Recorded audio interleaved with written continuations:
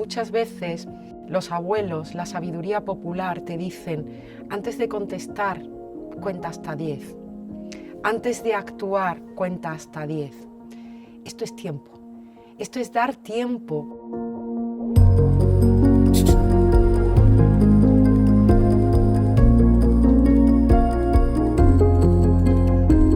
La relación entre personas depende de la sintonía emocional. ¿Y qué podíamos entender o qué podemos entender por sintonía emocional? Cuando yo voy en coche, me gusta mucho escuchar la radio.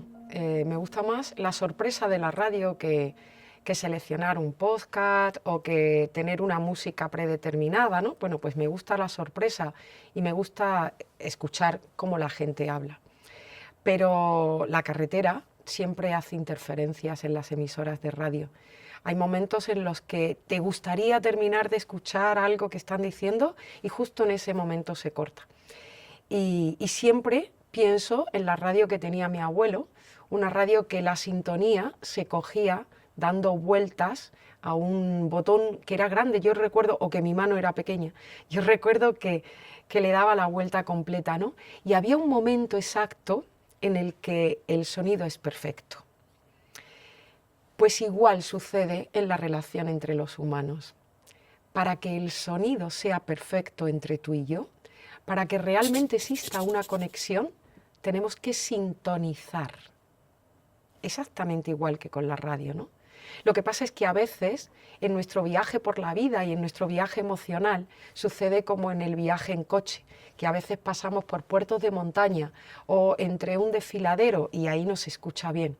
Y tenemos que volver a sintonizar, porque la comunicación se establece en función de la sintonía emocional en la que estamos.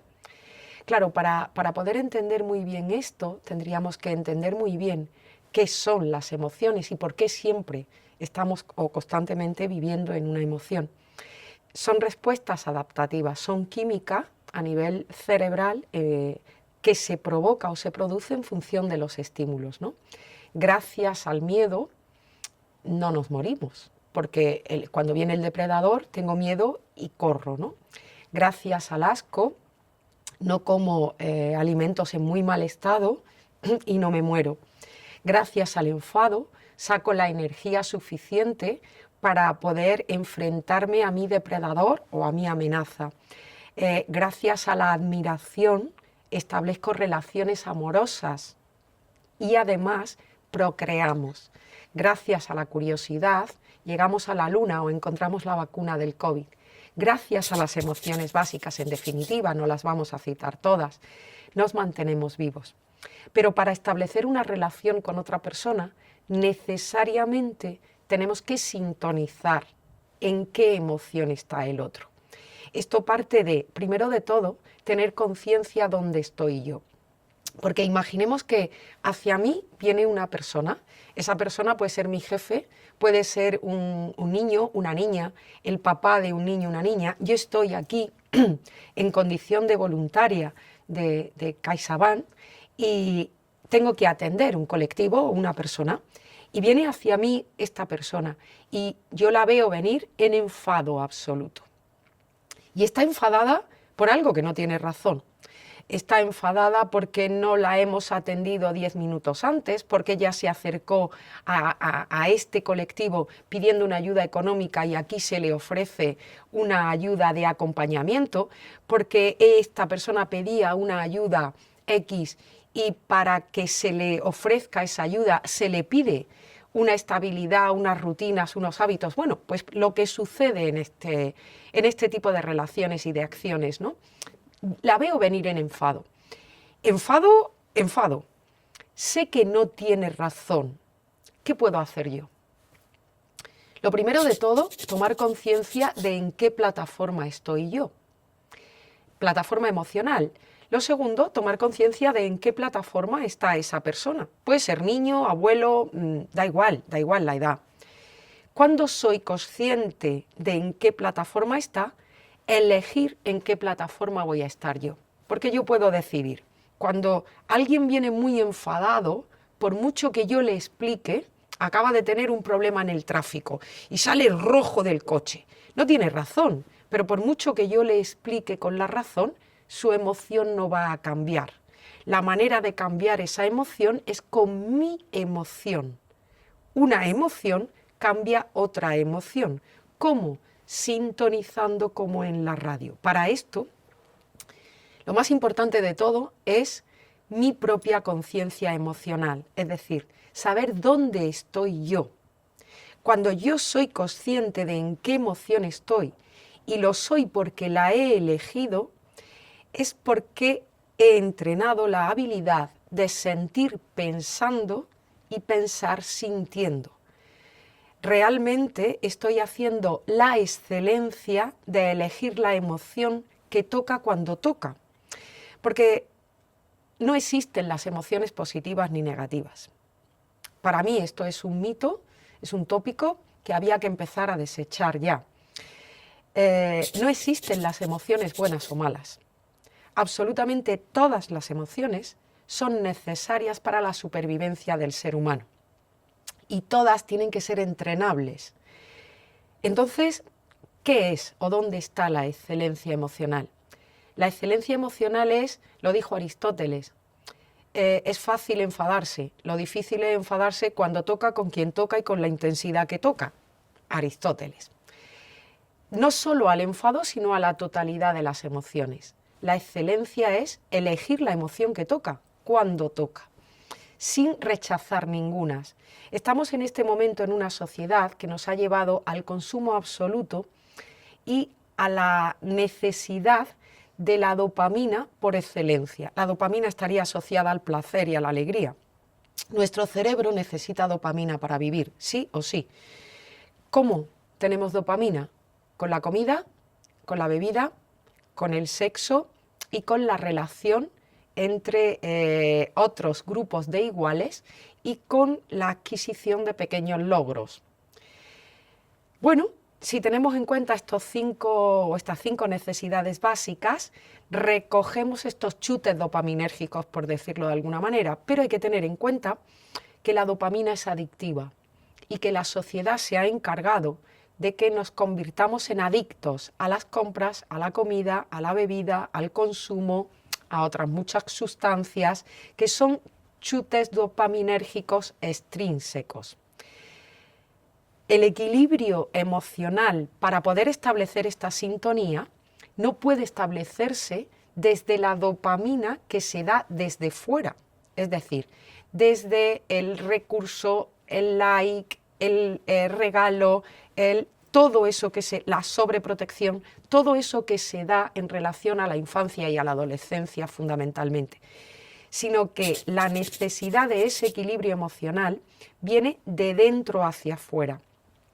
Yo no puedo pretender que niños y adolescentes estén todo el tiempo alegres y contentos, serían psicópatas. Yo quiero que un adolescente tenga miedo. Yo quiero que sienta miedo si está solo o sola a las 3 de la mañana en una ciudad desconocida y de noche. Porque el miedo te salva la vida, el pánico te mata. Yo quiero que un adolescente sienta asco, porque el asco le llevará a rechazar sustancias tóxicas para su cuerpo, mucho más que cualquier otro discurso.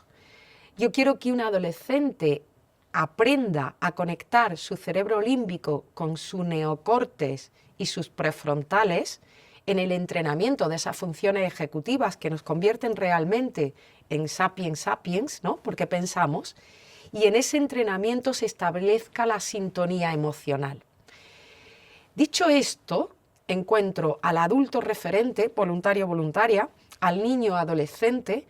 Necesariamente el adulto referente necesita conciencia emocional, en qué plataforma está, para saber encontrar en qué plataforma está el sujeto, el niño, la niña, el adolescente, con el que va a encontrarse, con el que va a trabajar, al que va a apoyar, partiendo de establecer la sintonía como la de la radio y a partir de ahí entender que puedo modificar su plataforma emocional desde mi plataforma emocional y casi nunca desde la razón, para que poco a poco en el entrenamiento aprendamos a sentir pensando y pensar sintiendo. Me gustaría reflexionar solo con una cuestión, una palabrita. Se llama tiempo. Tiempo. Tiempo. ¿Y por qué tiempo? Porque nuestro cerebro no está preparado para correr tanto. Nuestro cerebro no está preparado para ir tan deprisa. Como dice David Bueno, tenemos un cerebro paleolítico que está preparado para salir a cazar, a recolectar por caminos diferentes y poco más que es mucho, ¿no? Nuestro cerebro y el de nuestros niños y adolescentes viven en estrés y viven con ansiedad y no da tiempo, no tenemos tiempo. Es curioso como muchas veces los abuelos, la sabiduría popular te dicen, antes de contestar, cuenta hasta 10. Antes de actuar, cuenta hasta 10. Esto es tiempo. Esto es dar tiempo entre la respuesta de nuestro cerebro límbico, que es la rápida, la emocional, la que siempre va primero, porque la imaginación y la emoción siempre le ganan a la razón, y el córtex, que es la segunda, ¿no? Tiempo, tiempo, tiempo, tiempo. Tiempo cuando te relacionas con un niño, tiempo cuando quieres vincular emocionalmente, tiempo cuando quieres conectar o sintonizar emocionalmente, tiempo para ti, tiempo para ellos, tiempo porque no vamos a llegar a ninguna parte, tiempo porque el objetivo de la relación entre un voluntario o voluntaria de CaixaBank y un chico al que estamos acompañando no es llegar a ninguna parte, no es que tenga un título, no es que haga ese día, es que viva y aprenda a vivir el momento.